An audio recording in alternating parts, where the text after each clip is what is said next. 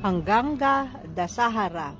Sa buong India, lalo na sa Uttar Pradesh, Bihar at Bengal, kung saan dumadaloy ang ilog, taos-pusong sinasamba si Ganga bilang isang mapag-arugang ina at makapangyarihang Diyosa.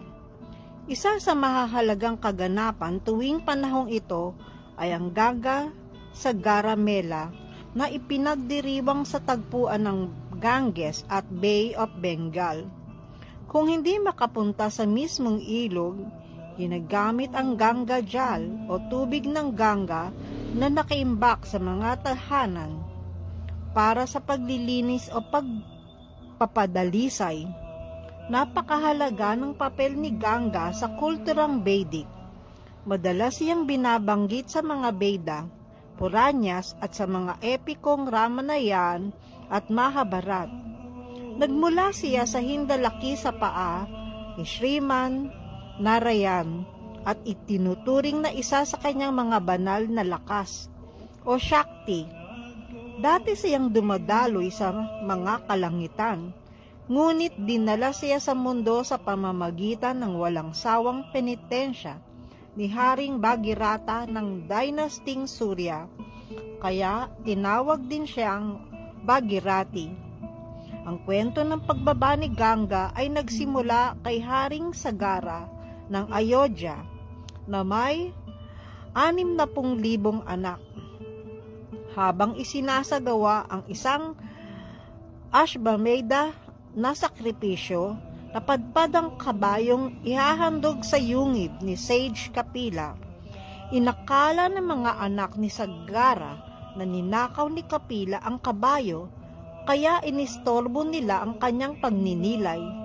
Sa galit ni Kapila Muni, sinunog niya sa abo ang 60,000 anak at naiwan silang nakakulong sa patala o ilalim ng daigdig na hindi maliligtas hanggat hindi na isagawa ang tamang srada o seremonyang pang-alaala para sa mga yumao.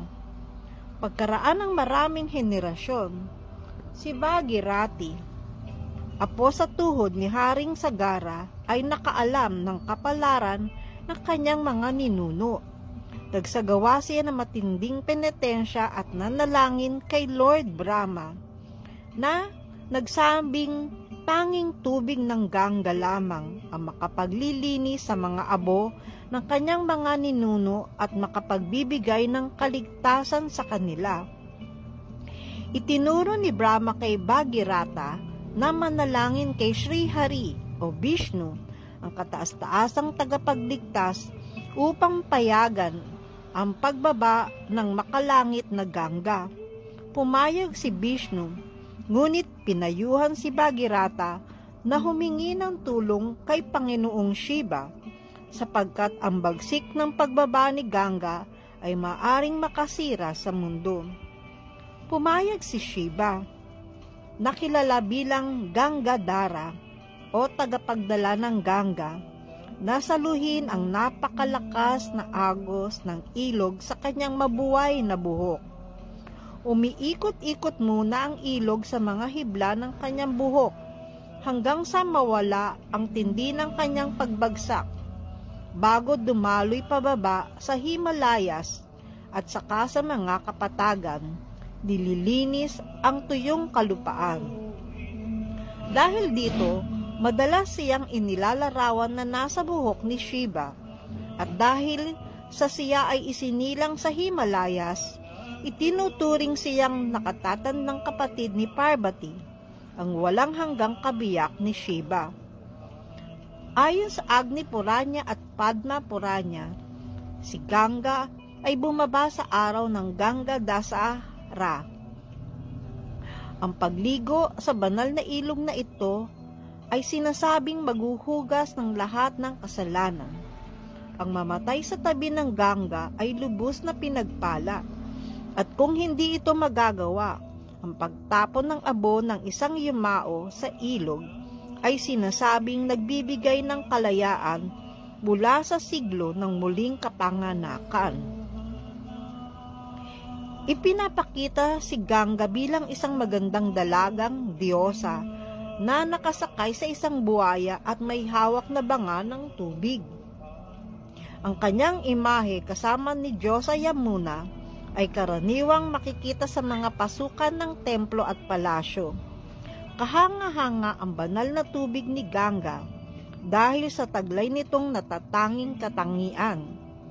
Anumang tubig na haluan ng kahit kaunting Ganga water ay nagiging Ganga water din. Taglay ang makapangyarihang magpagaling at maglinis. Kahit na may dumi, ang Ganga water ay hindi nabubulok o nangangamoy kahit matagal nang nakaimbak. Hanggang sa ngayon, pinaniniwalaan na taglay nito ang Amrit o eliksir ng immortalidad.